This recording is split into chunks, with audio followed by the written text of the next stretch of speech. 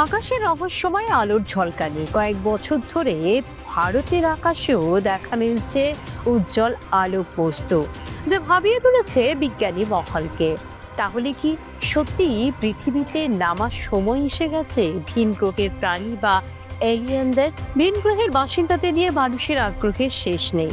সিনেমার পর্দায় একাধিক সিনেমা হয়েছে এই ভিন গ্রহের বাসিন্দাদের কল্পনা করে।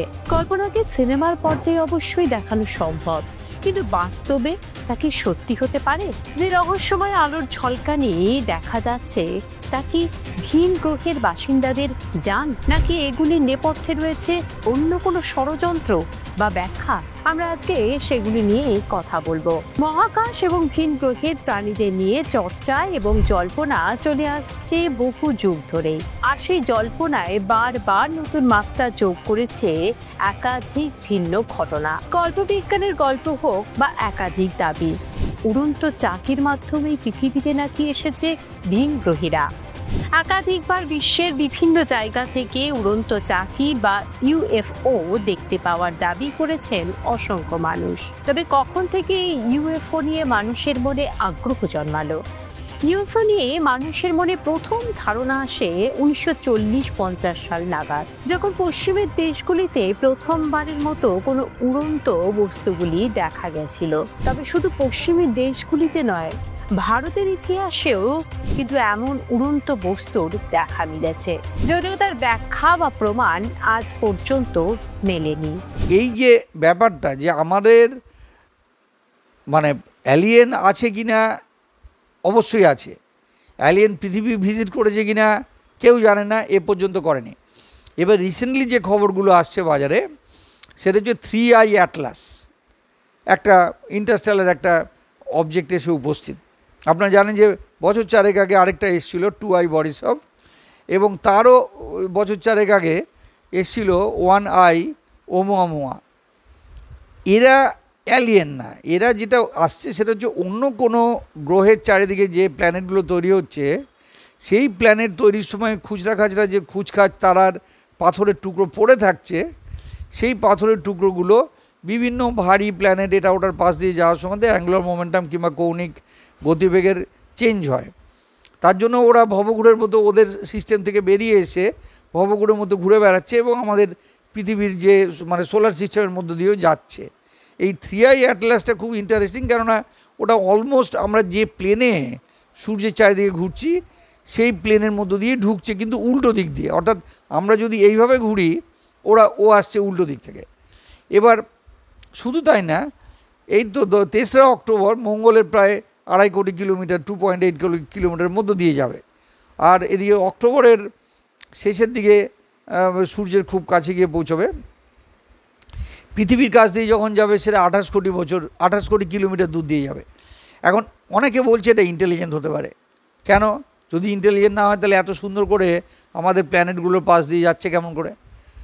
আমাদের বক্তব্য হচ্ছে এর ইন্টেলিজেন্সের সঙ্গে হয়তো কোনো সম্পর্ক নেই। তার কারণটা হচ্ছে, যদি ইন্টেলিজেন্ট হতো তাহলে পৃথিবীর গা দিয়ে পাশ দিয়ে যেত, সে মঙ্গলের পাশ দিয়ে কেন যাচ্ছে যেখানে কোনো প্রাণ নেই?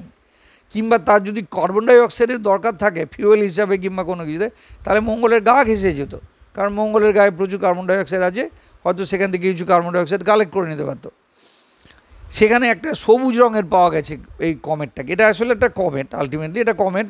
তার লেজ তৈরি হচ্ছে, সব কিছু একদম আমাদের কমেটের মতোই, খালি কম্পোজিশনটা আমাদের এখানে যেমন জলের লেজ তৈরি হয় সাধারণত, ওখানে তৈরি হচ্ছে কার্বন ডাইঅক্সাইডের লেজ। তার মেন কারণ হচ্ছে ওটা তৈরি হচ্ছে 700 কোটি বছর আগে, সম্পূর্ণ অন্য তারার চারিদিকে, সম্পূর্ণ অন্য এনভায়রনমেন্টে। কিন্তু তার মানে নেই যে তার মধ্যে ইন্টেলিজেন্টটা কোনো কিছুর সিগনেচার মিলেছে। তার আগে বডিসভও আছে। তবে প্রশ্ন আসছে যে গত 8-9 বছরে এরকম পরপর আসছে কেমন করে পিরিয়ডিক্যালি? তার কারণ আমাদের যন্ত্রপাতিগুলো বেটার হচ্ছে। আমাদের এই যে ভেরা রুবিন অবজারভেটরি, এত সুন্দর একটা টেলিস্কোপ পড়েছে, যেখানে হয়তো প্রতিদিনই ওরা একটা করে এরকম অবজেক্ট পাবে যারা আমাদের সোলার সিস্টেমে এসে ঘুরে যাচ্ছে। এক প্রান্ত থেকে আসে আর এক প্রান্ত থেকে চলে যায়, কেয়ারও করে না যে আমরা এখানে গিজগিজ করছি প্রাণ। ফলে এরা ধরে নিচ্ছি যে এরা ইন্টেলিজেন্টও না, অ্যালিয়েনও না, এবং এরা জাস্ট অর্ডিনারি একটা বস্তু, কয়েক কিলোমিটার লম্বা এবং জাস্ট হয়তো কয়েকশো কিলোগ্রাম, মানে কয়েক কিলোমিটার লম্বা হতে পারে, 1.8-2.8 কিলোমিটার লোকে বলছে, এবং লেজটা জাস্ট একটু পিকুলিয়ার লেজ হচ্ছে, কখনো সিলিকন বেরোচ্ছে। সিলিকন ধাতুটা সাধারণত পাওয়া খুব কষ্টকর, মানে লোহার সিলিকন সাধারণত একসঙ্গে তৈরি হয়, এখানে দেখা যাচ্ছে পিওর সিলিকনের লেজ তৈরি হচ্ছে, সবুজ রং হয়ে যাচ্ছে, কিন্তু এর সঙ্গে ইন্টেলিজেন্সের কোনো সম্পর্ক নেই। কেউ বলেন এগুলি বিজ্ঞানীদের সৃষ্ট কোনো যান, আবার কেউ বলেন এটি ভিন গ্রহের এলিয়েনদের যান। তাহলে এগুলো কি? এই নিয়ে মনে একাধিক প্রশ্ন দানা বাঁধে। যেমন, এটা ভিনগ্রহীদের কোনো ষড়যন্ত্র, কিংবা কেউ কি পৃথিবীকে কবজা করতে চাইছে, পৃথিবীকে কন্ট্রোল করে পৃথিবীবাসীকে দাস বানাতে চাইছে। এখনো ভারতে যে কটা ইউএফও দেখার ঘটনা ঘটে, তার মধ্যে উল্লেখযোগ্য ঘটনা হলো 2007 সালে মহারাষ্ট্রের পুনে শহরে। সেই সময় সেখানকার বহু মানুষ আকাশে অজানা উড়ন্ত বস্তু দেখতে পায়। এমনকি স্থানীয় সংবাদ মাধ্যমেও এটি নিয়ে প্রতিবেদনও প্রকাশিত হয়। তবে বিজ্ঞানীরা এর ব্যাখ্যা দিতে পারেননি। এরপর 2012 সাল উত্তরাখণ্ডের এক গ্রামে কয়েকজন কৃষক আকাশে এক অদ্ভুত আলোর ঝলক দেখতে পেয়েছিলেন, যা দ্রুত গতিতে আকাশের এক জায়গা থেকে অন্য জায়গা সরে যাচ্ছিল। এটি নিয়ে একাধিক সংবাদ মাধ্যমে লেখালেখিও হয় পরে।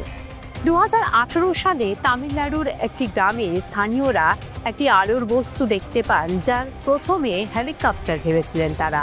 ভরে ভুল ভাঙল তখনই যখন দেখলেন তারা বস্তুটি স্থির হয়ে রয়েছে এবং আকাশের এক কোণ থেকে অন্য কোণে যাচ্ছে। তখনই বাসিন্দাদের মনে রহস্য দানা বাঁধে। 2020 সাল দক্ষিণ ভারতের চেন্নাইয়ে এরকমই একটি আলোর বস্তু দেখা মেলে।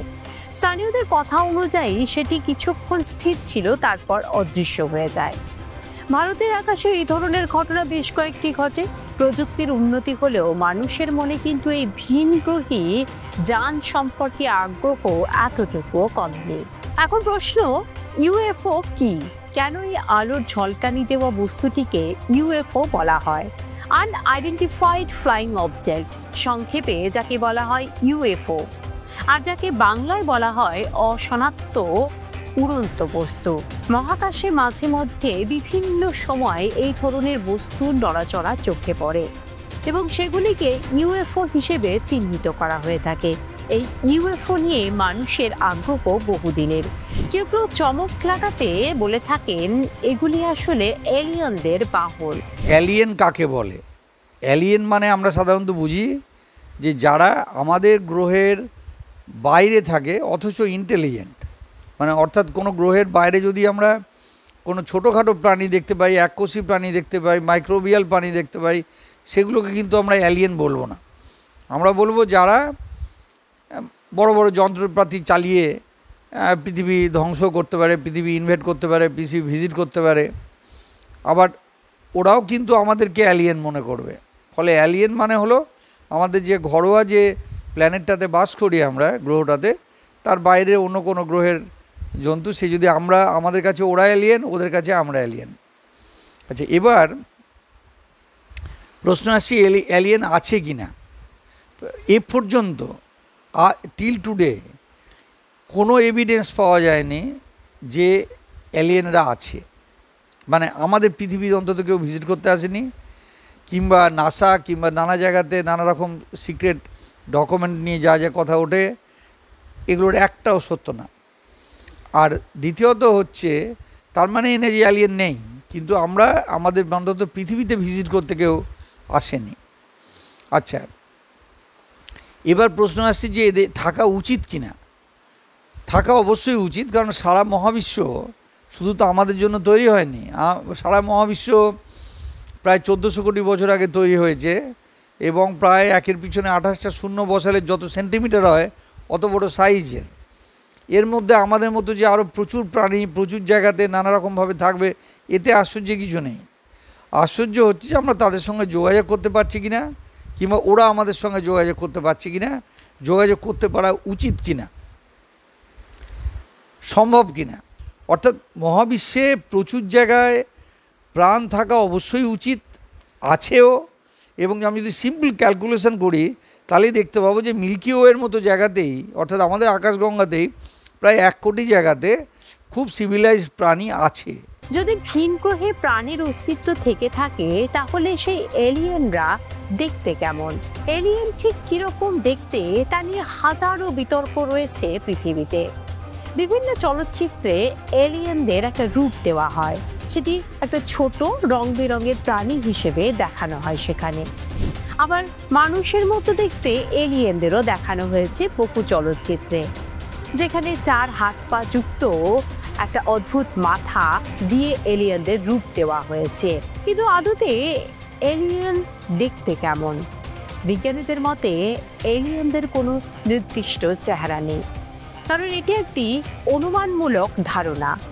যে কোনো প্রাণের চেহারা নির্ভর করবে তাদের নিজস্ব গ্রহের পরিবেশের উপর, যা আমাদের পৃথিবীর থেকে সম্পূর্ণ ভিন্ন হতে পারে। তাই তাদের মানুষের মতো দেখতে হওয়ার সম্ভাবনা খুবই কম। অবশ্যই অ্যালিয়েন থাকা উচিত এবং আছে, কিন্তু তাদের সঙ্গে যোগাযোগ করাটা আমাদের যা টেকনোলজি তার দ্বারা সম্ভব না। এমনও হতে পারে যে এগুলো অটোনোমাস বডি, আলটিমেটলি এই যে প্রাণটাকে আমরা গুরুত্ব দিচ্ছি, আমাদের মতো প্রাণীকে গুরুত্ব দিচ্ছি। কাউকে যদি অ্যালিয়েনের ছবি আঁকতে বলা হয়, সে আমাদের মতোই একটা কঙ্কালসার একটা চেহারা এঁকে দেবে, ঠিক যেন ওই 2টো চোখ, একটা নাক, একটা মুখ। কেন? সম্পূর্ণ অন্য রকমের হতে পারে। তারা কার্বন বেসড নাও হতে পারে, সিলিকন বেসড হতে পারে, কারণ সিলিকন ও কার্বনের মতোই পাওয়ারফুল, মানে স্ট্রং এবং স্টেবল। ফলে আমরা অ্যালিয়েনদের যে কল্পনা করি সায়েন্স ফিকশন বইয়ে, সেগুলো আমাদের অবয়বকে দেখে, যেমন করে ভগবানকেও আমরা চিন্তা করি আমাদের মতো দেখতে। তো এই রকমগুলো আপাতত এই হচ্ছে অবস্থা। এর আমাদের থেকে অনেক উন্নততর প্রাণী হয়তো তৈরি হয়েছে, এবং এমনকি প্রাণ নাও থাকতে পারে, অথচ আর্টিফিশিয়াল ইন্টেলিজেন্সের মতো অটোনোমাস বডি থাকতে পারে, যে তারা জাস্ট বেরিয়ে পড়েছে বিভিন্ন জায়গাতে, কোথায় কোথায় রসদ আছে সেখান থেকে রসদ নিয়ে আবার হয়তো চলে গেল আরেকটা তারার কাছে, তারা হয়তো ফেরার কোনো ইচ্ছেই নেই। এই টাইপের ডেভেলপড আমরা সিভিলাইজেশনের কথা চিন্তা করতেই পারি, কিন্তু পৃথিবী এখনও প্রচণ্ড একদম শিশু স্টেজে আছে।